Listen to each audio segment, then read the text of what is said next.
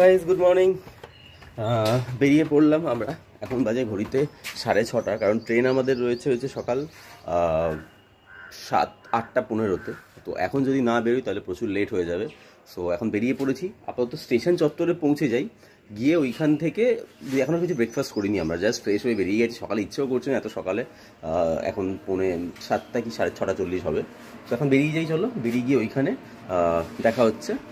আর রাত্রে ঘুম হয়নি, সিরিয়াসলি বলছি, যতই ভালো রুম হোক যাই হোক ঘুম হয়নি। জাস্ট এরা অনেকবার করে বলেছিল বলে এসেছি। অ্যান্ড এনিওয়ে চলো তোমাদের সাথে দেখা হচ্ছে স্টেশনে গিয়ে। এখন এখান থেকে বেরোই, নাহলে পর টোটো পাবো না অ্যাকচুয়ালি। তো গাইস চলে এসেছি নামখানা স্টেশন টোটো করে। আর দেখালাম না তোমাদের, এত টায়ার্ড লাগছে। এই যে পুরো নামখানা স্টেশনে চলে এসেছি। এখন ট্রেন আছে 8:17-তে, এখন বাজে মনে হয় 8:10। আমরা একটু তাড়াতাড়ি চলে এসেছি। এরপর ট্রেনটা কখনো আসে দেখি, স্টেশনে ঢুকি। টিকিট তো রিটার্ন কাটাই ছিল, তো আলাদা করে টিকিট কাটতে হবে না। এই জাস্ট স্টেশনে ঢুকছি, আর স্টেশনটা কিন্তু বেশ নিট অ্যান্ড ক্লিন, সবসময় পরিষ্কার পরিচ্ছন্ন রাখছে। আর সব থেকে আমার যেটা মনে হয়, স্টেশনে ভিড় খুব কমই হয়, মানুষজনের আনাগোনাটা ভীষণই কম। তাই জন্য হয়তো স্টেশনটাকে পরিষ্কার রাখাটা মনে হয় অনেক বেশি সহজ, যেটা সাধারণত আমাদের এদিককার স্টেশনগুলোতে এত জনবহুল, তাই হয়তো বেশি নোংরা হয়ে থাকে। জাস্ট ট্রেনে উঠলাম, পুরো ট্রেন খালি, ঠিক আছে।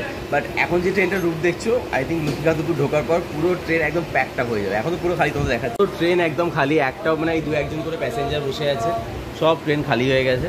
কিন্তু আমি এখন খেয়ে গেছে চরম খিদে। আর এখানে ব্রেকফাস্ট বলতে তুমি স্টেশনের উপরে যা দোকান টোকান আছে, মোটামুটি পরোটা, মুড়ি ঘুগনি অ্যান্ড ডিম টোস্ট। তো আমি দাদুর দোকান থেকে এখন ডিম টোস্ট কিনে নিচ্ছি, 2খানা ডিম টোস্ট আমাদের হয়ে যাবে। বাড়ি যেতে যেতে 10:30 করে বেজে যাবে, প্রচুর টাইম লাগবে। হ্যাঁ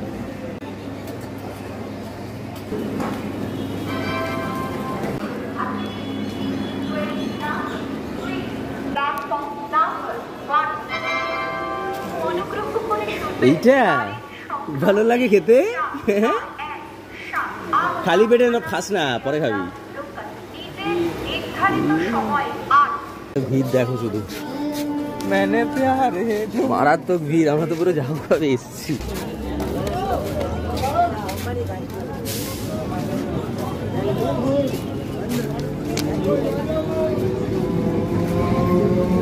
সো গাইস এই জাস্ট আসলাম খালি থেকে, আর এখন তো আমি পুজো করতে যাচ্ছি, স্নান করে নিয়ে যাচ্ছি। মঙ্গলবার পুজো না করলে আমার শান্তি হয় না, তো যেখানে যাই না কেন এসে আমাকে পুজো করতেই হবে। তো এখন যাচ্ছি পুজো করতে, চলো পুজোটা করে নিই, দিন তোমার সাথে কথা বলছি। ঘড়িতে বাজে 12টা, কিন্তু আমি এই জাস্ট আমার বাবার পুজো শেষ করলাম, আর সত্যিই একটা চরম শান্তি পাচ্ছি। মানে আমার একটা অসম্ভব টেনশন হচ্ছিল, আমি কখন যাবো আর কখন পুজো করব, জানি না কেন, বাট এই পুজোটা যতক্ষণ না করতে পারি আমার অস্বস্তি হয় একটা। আর একজন